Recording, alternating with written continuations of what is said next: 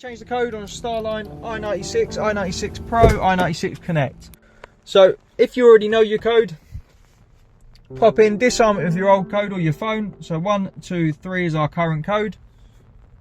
Now we've got our disarm tone. We'll press any button we know works 5 times. So we'll just stick to the same one. 1, 2, 3, 4, 5. We'll turn the ignition off. Wait for a second, we'll turn it back on. We get 5 bleeps, it's ready to learn the new code. So every time we press a button that we know works, we're going to get a bleep and we can start entering our code now. So we'll just use the rear pedal. 1, 2, 3, 4. That's our code. We'll wait for a confirmation. And repeat again. 1, 2, 3, 4. Wait for a confirmation. This can be a minimum of 3 presses all the way to a maximum of 21. Totally up to the customer. Between multiple supported buttons. Now we've got our second confirmation for the code, we can turn the vehicle off, and that's our new code set. Hope this helps some of our customers who are struggling to change their code.